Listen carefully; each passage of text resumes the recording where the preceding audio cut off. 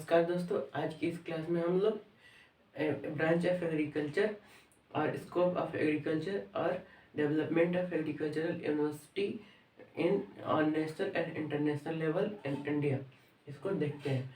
तो हम लोग इसके पहले सिलेबस 11th क्लास के सिलेबस को और एग्रोनॉमी पार्ट फर्स्ट में हम लोग हिस्ट्री को देखे थे, हिस्ट्री ऑफ एग्रीकल्चर। अब इसमें जो बचा था वो ब्रांचेज ऑफ एग्रीकल्चर बचा था, इसको देखते हैं। तो एग्रीकल्चर का ब्रांच दो पार्ट में डिवाइड होता है। फर्स्ट पार्ट आता है आपका, उसमें आता है agronomy, horticulture, animal husbandry, forestry, fishery और एग्रीकल्चरल इंजीनियरिंग और होम साइंस। ये 7 पार्ट आता है। अदर 3 पार्ट जिसमें एपीकल्चर, सेरिकल्चर और लैग कल्चर, ये अदर तीन पार्ट्स आते हैं। वो पार्ट सेकेंड होता है। पार्ट 2 में ये 3 आता है, एपीकल्चर, सेरिकल्चर और लाइफ कल्चर। इस तरह मिला के एग्रीकल्चर के टोटल 10 ब्रांचेज होते हैं। अब हम लोग देखेंगे पार्ट 1 में एपीकल्चर को, एपीकल्चर नहीं, एग्रोनॉमी को देखते हैं। एग्रोनॉमी ग्रीक के 2 वर्ड से मिलकर बना होता है। First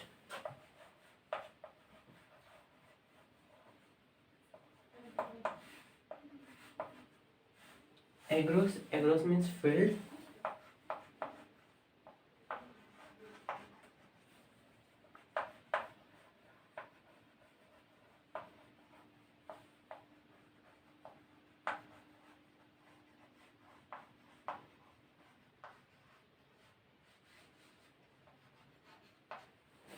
agronomics means management.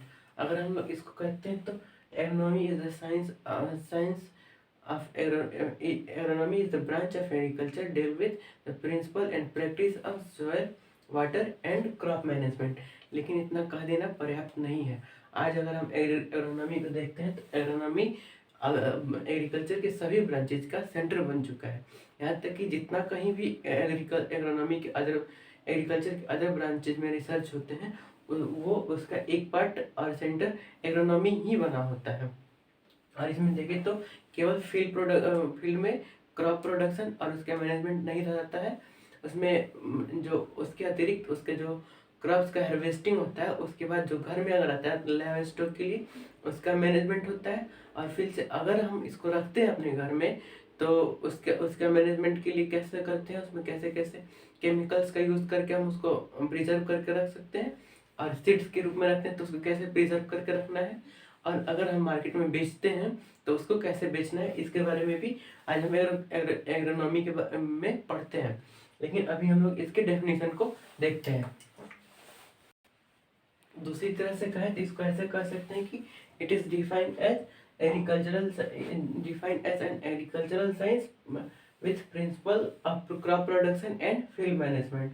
इसको मतलब एग्रीकल्चर साइंस का एक ऐसा और प्रिंसिपल, एग्रीकल्चरल साइंस में प्रिंसिपल ऑफ क्रॉप प्रोडक्शन यानी क्रॉप प्रोडक्शन के नियम और सिद्धांत, और फील्ड मैनेजमेंट यानी उसके रखरखाव के संदर्भ में हम लोग इसको पढ़ते हैं।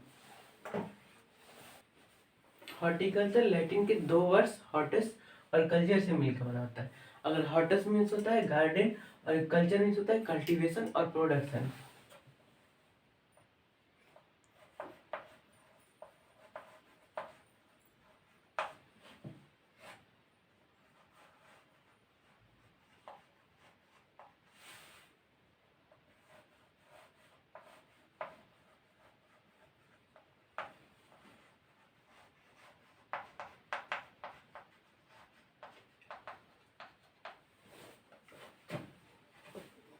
अब अगर हम इसको देखते हैं तो इसका डेफिनेशन अब आगे हम लोग कंसीडर करते हैं। अगर हम हॉर्टिकल्चर को देखते हैं तो आज ये केवल गार्डन के कल्टीवेशन को ही तक ही सीमित नहीं है। अब इससे आगे अब देखें तो फ्रूट क्रॉप्स, जैसे कहीं से आप कश्मीर वगैरह में देखते हैं तो वहाँ पर सेब की खेती होती है, वहीं वैसे ही कहीं ना कहीं किसी की विशेष फ्रूट्स की खेती होती है, वो भी आपका हॉर्टिकल्चर के पार्ट होता है। वेजिटेबल क्रॉप्स में आपका कहीं भिंडी की खेती होती है, गोभी की खेती होती है, आलू का प्रोडक्शन होता है उसका अलग, ये सब हॉर्टिकल्चर का पार्ट है। ऑर्नामेंटल कमर्शियल फ्लावर में आपका रोज आ जाता है, और मेरीगोल्ड यानी मेरीगोल्ड आ जाता है, फिर से गेंदे का फूल आ जाता है। ये सब जो होता है ये कमर्शियल फ्लावर आता है। मेडिसिनल क्रॉप्स में भी बहुत सारे डिफरेंट डिफरेंट टाइप के होते हैं, जिसमें अर्जुन का पेड़ होता है आपका, और फिर से कभी कैक्टस हो जाता है। ये सब भी आपका हॉर्टिकल्चर का पार्ट होता है। इवन आप इंडिविजुअल एक ट्रीज को आप डेवलप करते हैं तो वो भी हॉर्टिकल्चर का ही पार्ट होता है। सर्स हुआ, क्लीमर्स हुआ, और पोस्ट हार्वेस्टिंग मैनेजमेंट, यानी अगर आप कहीं भी हार्वेस्टिंग के पहले जैसे कि फूल लगाते हैं तो उसके जो सीड्स होता है वो गिर ना जाए, उससे पहले जो मैनेजमेंट करते हैं कि कैसे उस फूल के सीड्स गिर ना जाए मिट्टी में दोबारा से और बर्बाद ना हो जाए, उसको कैसे मैनेज करना है, ये भी आपका हॉर्टिकल्चर का ही पार्ट होता है।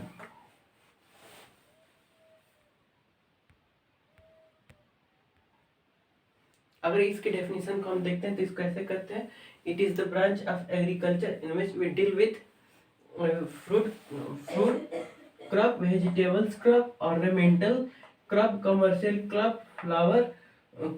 flowers and medicinal crops, aromatic crops, spice, plantational crops and post harvesting management and processing। अगर हम इसमें देखते हैं तो अगर आप नर्सरी भी जैसे कि कितने लोग प्लांट का अपने यहाँ प्लांट तैयार करते हैं और उसको बेचते हैं नर्सरी की तरह, नर्सरी में, तो वो भी आपका ये क्या नाम है कि हॉर्टिकल्चर का ही पार्ट होता है। तो इसको केवल गार्डन कल्टीवेशन करना ये अनुचित होगा, फिर भी इसका डेफिनेशन यही होगा, हम लोग को यही लिखना होगा अगर हार्वेस्टिंग का हॉर्टिकल्चर का डेफिनेशन लिखना हो तो। अब आता है थर्ड आपका एनिमल हस्बेंड्री। अगर एनिमल हस्बेंड्री को देखते हैं, ये इंग्लिश के 2 वर्ड से मिलकर बना हुआ है। अगर हम केवल यहाँ पर एनिमल का मीनिंग देखते हैं तो एनिमल का मीनिंग वो नहीं है जैसे कि जानवर, यहाँ पर होता है animal means live stock.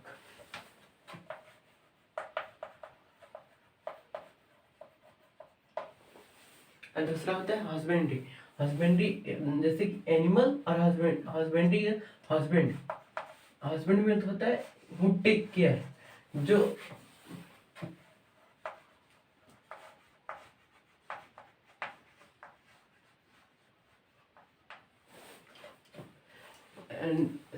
Live stock यानी जीवन यापन करने वाले एनिमल है, जो मिल्क प्रोड्यूस कर सकते हैं, मीट प्रोड्यूस कर सकते हैं, वूल प्रोड्यूस कर सकते हैं।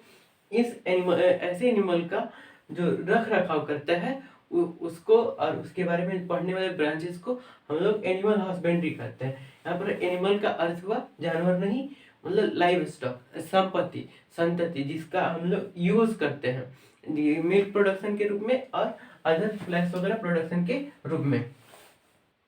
अगर हम इसके डेफिनेशन को देखें तो ये ऐसे होता है कि animal husbandry is the branch of agriculture concerned with animal that are raised for meet,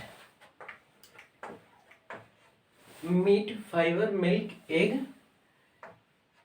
and other product. It include day-to-day care, selective breeding and raise of livestock। इसको अगर हिंदी में हम लोग समझे तो इसको ऐसे कहते हैं कि एग्रीकल्चर का वह ब्रांच है जिसमें हम लोग उन एनिमल के संदर्भ में पढ़ते हैं जो मीट, फाइबर, मिल्क, एग और अदर प्रोडक्ट्स को प्रोवाइड कर सकता है। और इसके अतिरिक्त हम लोग इसमें उनके रख रखाव, मतलब कुछ ऐसे जैसे कि गाय, अगर गाय में देखें तो विदेशी नस्ल की गाय जो होती है उसको पर डे आपको नहलाना होता है, और उसको अगर अधिक गर्मी बढ़ गया तो उसको फिर पंखा वगैरह लगाना पड़ता है, अगर अधिक ठंडा हो गया तो उसमें हीटर वगैरह लगाना पड़ता है। तो ऐसे डे टू डे उसका केयर करना, और सेलेक्टिव ब्रीडिंग, और फिर आता है राइजिंग ऑफ लाइव स्टॉक। इसके जरिए हम अपने जीविका को कैसे बढ़ा सकते हैं, ये सब हम लोग एनिमल हस्बेंड्री में पढ़ते हैं। अब आता है फॉरेस्ट्री। अगर फॉरेस्ट्री को देखें तो ये फ्रेंच वर्ड से बना है। Forest, French word forest means होता है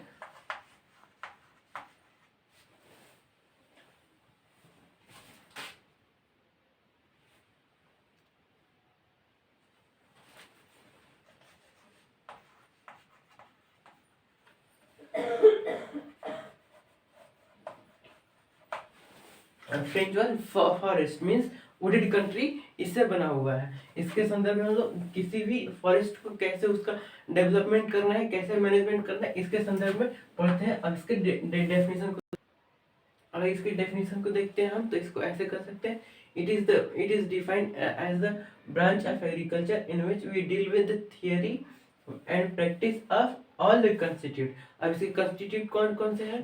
creation, conservation and scientific management of forest and utilisation of their resources. ये होता है इसका डेफिनेशन। इसको अगर हम समझते हैं तो ऐसे कर सकते हैं, ये एग्रीकल्चर का ऐसा ब्रांच है जिसमें हम लोग एग्रीकल्चर के ऑल थियोरी और प्रैक्टिस, जिसमें आता है आपका थियोरी ऑफ प्रैक्टिस ऑफ इसके ऑल कंस्टिट्यूट ऑल सभी हिस्से, जिसमें creation and conservation of forest, scientific management और उसका साइंटिफिक मैनेजमेंट और forest and utilisation of their resources.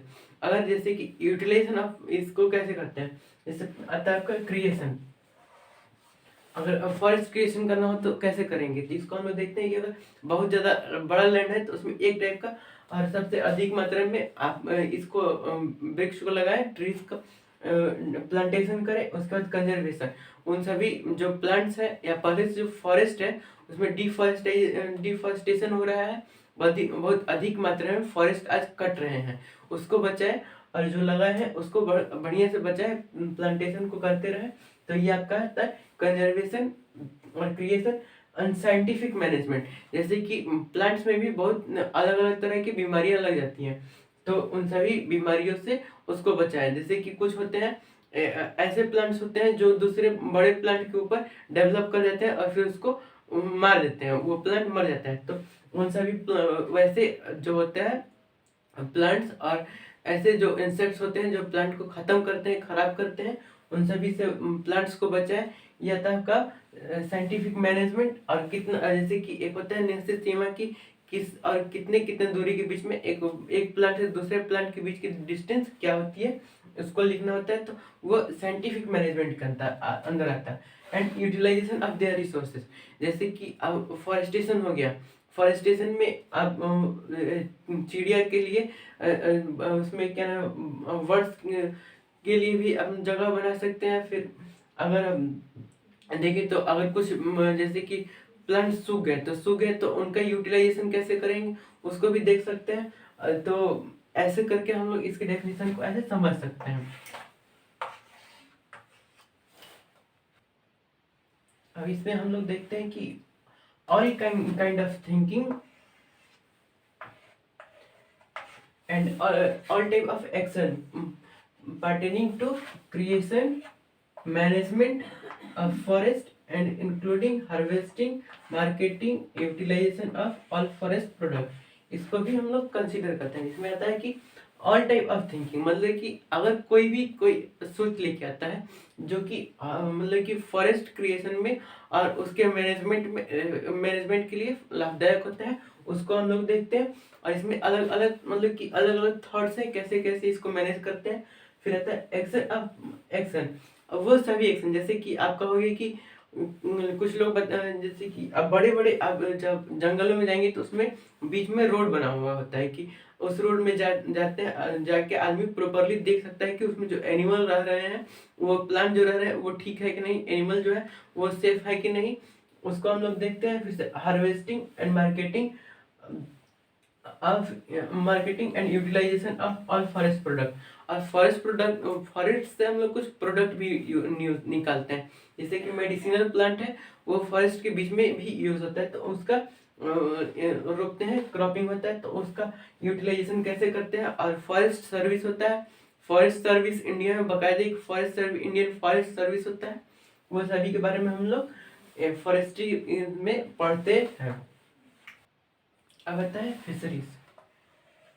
Fisheries में हम लोग देखते हैं इसका definition, it is study of aquatic ecosystem,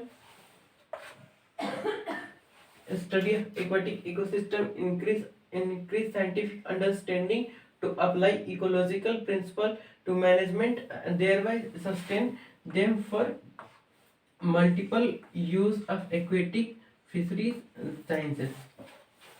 aquatic and physics sciences. अब इसको हम लोग समझते हैं। एक्वेटिक इकोसिस्टम मतलब कि जो इकोसिस्टम वाटर के अंदर होता है, कौन इसमें जैसे कि इको एक फिश, स्पेशल टाइप के फिश के लिए एक स्पेशल इकोसिस्टम होता है, और उसी इकोसिस्टम में वो फिश तैयार होगी। तो उसके स्टडी उसके इकोसिस्टम को हम लोग स्टडी करते हैं और इंक्रीज ऑफ साइंटिफिक अंडरस्टैंडिंग, मतलब कि कौन फिश किस इकोसिस्टम में रहती है, इसका साइंटिफिक अंडरस्टैंडिंग को डेवलप करने के लिए, इसको डेवलप करने के लिए, and apply logical principle to management.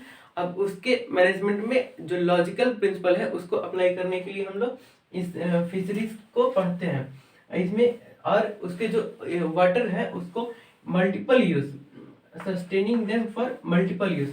वो जो एक्वेटिक सिस्टम इकोसिस्टम बना हुआ है उसको मल्टीपल यूज कर सकते हैं। जैसे कि एक पॉन्ड बनाए, आप पॉन्ड क्रिएट किए और उस पॉन्ड में फ्रेश वाटर डाले और उसमें एक टाइप की फिश को प्रोड्यूस करना स्टार्ट कर दिए।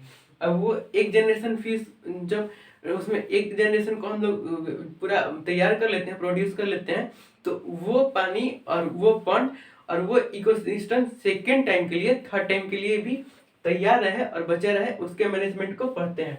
यानी हम लोग फिशरीज में एक्वेटिक इकोसिस्टम को साइंटिफिक एक्वेटिक इन इकोसिस्टम के साइंटिफिक अंडरस्टैंडिंग को डेवलप करते हैं to apply principle of management, उसके मैनेजमेंट को उसमें अप्लाई करने के लिए, and sustaining them for multiple use of aquatic and fisheries science. जो फिशरीज साइंस और एक्वेटिक साइंस है, एक एक्वेटिक है उसको हम लोग मल्टीपल यूज कर सकते हैं, एक्वेटिक इकोसिस्टम्स को मल्टीपल यूज कर सकते हैं, उसके बारे में हम लोग फिशरीज में पढ़ते हैं। अब आता है एग्रीकल्चरल इंजीनियरिंग। इसमें हम लोग इसके डेफिनेशन को अगर देखते हैं तो ये ऐसे होता है, it is the branch of agriculture deal with engineering involve with designation of farm mechanisation, with soil management, land development, mechanization and automation of livestock, and farming with efficient planting, harvesting, storage and processing of farms commodities। अब इसको समझे तो ऐसे करता है कि ये agriculture का वह ब्रांच है जिसमें हम लोग development and designation of farm machineries, यानी जो डेवलपमेंट एंड डिजाइनेशन मतलब कि अगर आप इसमें देखते हैं कि हल हार्वेस्टिंग के लिए, कल्टीवेशन के लिए कल्टीवेटर का डिजाइनेशन और डेवलपमेंट, और आपका क्या नाम है कि ट्रैक्टर का डेवलपमेंट और मोटर्स का डेवलपमेंट, इसको देखते हैं। और सॉइल मैनेजमेंट, लेकिन सॉइल मैनेजमेंट का अर्थ होता है कि सॉइल का एसिडिटी कितना होनी चाहिए, पीएच कितना होना चाहिए, ये सब इसमें सॉइल मैनेजमेंट में आता है। उसके बाद लैंड डेवलपमेंट, अभी हम लैंड डेवलपमेंट, लैंड का ग्रेजुअली डेवलपमेंट भी होता है, और इसका मतलब कि डेवलपमेंट के साथ डेवलपमेंट भी होता है, और मतलब कि हरासमेंट भी होता है। अच्छा, अगर डेवलप हो गया तो उसमें भी अगर ज़्यादा सैल्टी हो गया, उसका पीएच बढ़ गया, तो वैसे इसका लैंड का हरासमेंट होता है, इसके बारे में देखते हैं। और mechanisation and automation of life stock, यानी जीवन यापन के लिए हम लोग इसका कितना ज़्यादा मैकेनाइजेशन कर सकते हैं और कितना ज़्यादा इसमें मशीनरीज का यूज़ कर सकते हैं, ऑटोमेशन का यूज़ कर सकते हैं, इसके बारे में पढ़ते हैं। फार्मिंग विथ एफिशिएंट प्लांटिंग, मतलब कि पर्याप्त प्लांटिंग में कितना अधिक कितना बेहतरीन फार्मिंग हम लोग कर सकते हैं, इसको पढ़ते हैं। हार्वेस्टिंग, उसकी कटाई कैसे करते हैं, स्टोरेज कैसे करते हैं, और प्रोसेसिंग कैसे करते हैं, जो फार्म कमोडिटीज है उसके बारे में, ये सब हम लोग एग्रीकल्चरल इंजीनियरिंग में पढ़ते हैं।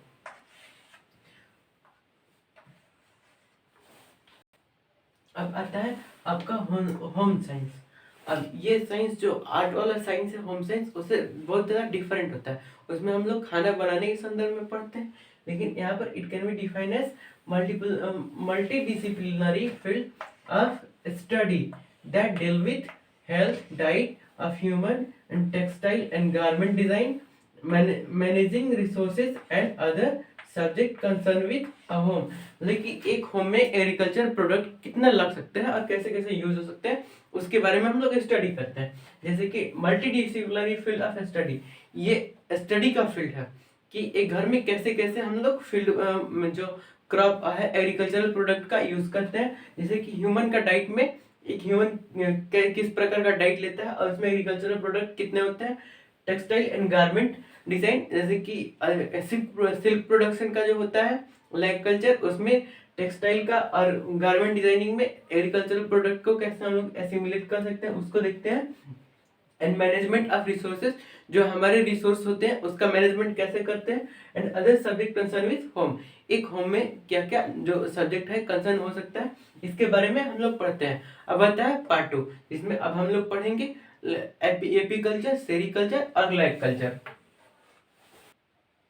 अब आता है एपीकल्चर। ये एपीकल्चर लैटिन के दो वर्ड से मिलकर बना है। पहला api, api means bee, bee मतलब मधुमक्खी।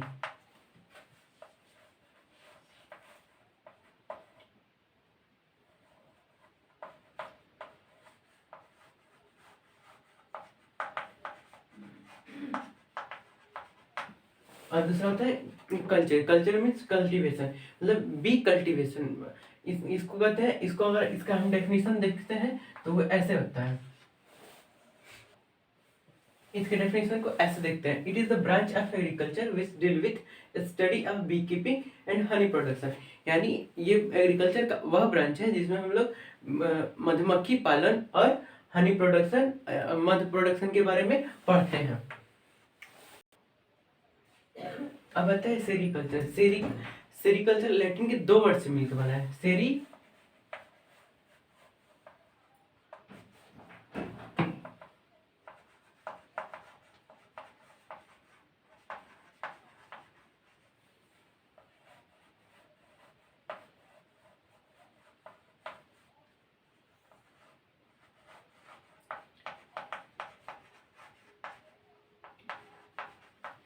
सेरी मीन्स होता है silkworm and culture means cultivation.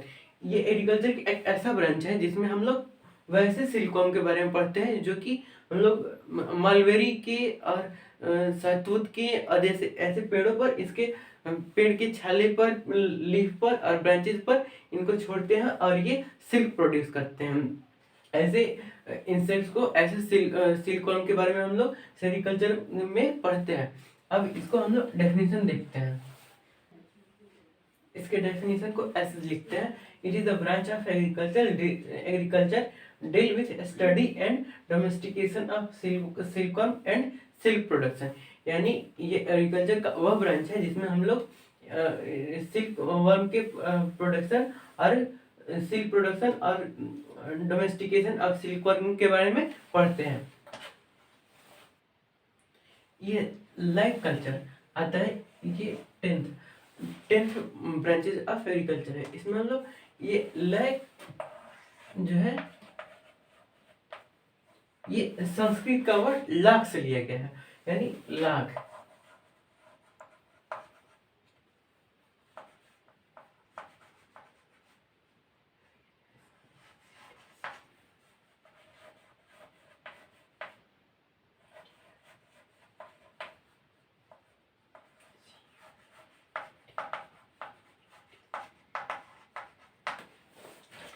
Lac insect यानी लाख इंसेक्ट, बहुत मात्रा में, बहुत अधिक मात्रा में इंसेक्ट का प्रोडक्शन और कल्टीवेशन। इसके बारे में अब इसको यानी लैक कल्चर ये दो वर्ड से मिलकर बना है। संस्कृत के लैक यानी लाख इंसेक्ट और कल्चर मीन्स कल्टीवेशन। इसमें देखते हैं हम लोग कि कैसे इंसेक्ट का प्रोडक्शन करते हैं और कैसे जो इंसेक्ट है ये एग्रीकल्चर के फील्ड में बेनिफिशियल भी हो सकते हैं और हार्मफुल हो सकते हैं। इनका ट्रीटमेंट कैसे करना है, इनका प्रोडक्शन कैसे करना है और मैनेजमेंट कैसे करना है, ये सब हम लोग लैक कल्चर में पढ़ते हैं। अगर इसके डेफिनेशन को देखते हैं तो वो ऐसे होता है, it is the branch of agriculture which deal with study of insect domestication and lac production. यानी ये एग्रीकल्चर का ऐसा ब्रांच है जिसमें हम लोग इंसेक्ट के डोमेस्टिकेशन यानी डोमेस्टिकेशन एंड उसके प्रोडक्शन के बारे में पढ़ते हैं। अब ये इसका ब्रांचेज ऑफ एग्रीकल्चर समाप्त हुआ। अब हम देखते हैं स्कोप ऑफ एग्रीकल्चर। अगर हम स्कोप ऑफ एग्रीकल्चर के बारे में बात करें तो आज इंडिया के 70% पॉपुलेशन एग्रीकल्चर पर कहीं ना कहीं निर्भर है। और अगर हम इसका देखते हैं कि जितना भी एग्रीकल्चरल प्रोडक्ट है तो वो खाने में हम लोग कैसे यूज़ करते हैं, वहाँ पर देखते हैं कैसे ये मैनेजमेंट आपको जॉब प्रोवाइड करता है। उसको वो सारा इसका स्कोप हो सकता है टेक्सटाइल और मैन्युफैक्चरिंग में, और फिर आपका कपड़ा प्रोडक्शन, सिल्क प्रोडक्शन, और जो भी हो सकता है, मतलब कि जहाँ कहीं भी एग्रीकल्चर से रिलेटेड जॉब्स क्रिएट हो सकते हैं। That means not only in field बल्कि उसके प्रोडक्ट से रिलेटेड। जैसे कि अगर हम फॉरेस्ट की बात करें तो फॉरेस्ट में जो फॉरेस्ट्री में आता है वो जॉब आते हैं उसको देखते हैं, फिशरीज में आता है उसको देखते हैं, फिर मेडिसिनल प्लांट्स होते हैं उसको देखते हैं, उसको मैनेजमेंट और उसके ट्रीटमेंट, वो सब प्रोसेस में जितना भी जॉब क्रिएट होता है वो सब स्कोप ऑफ एग्रीकल्चर होता है। और जहाँ कहीं भी एग्रीकल्चर का डेवलपमेंट होता है वो एग्रीकल्चर का स्कोप होता है। इसका कोई प्रॉपर एक निश्चित स्कोप नहीं दिखाया गया है। अब हम देखते हैं कि development of agricultural university on national and international level, इसको हम अब देखते हैं। आज के लिए बस इतना ही। अगले हम देखते हैं नेक्स्ट वीडियो में। अगर अच्छा लगा तो लाइक करें और सब्सक्राइब करें। धन्यवाद।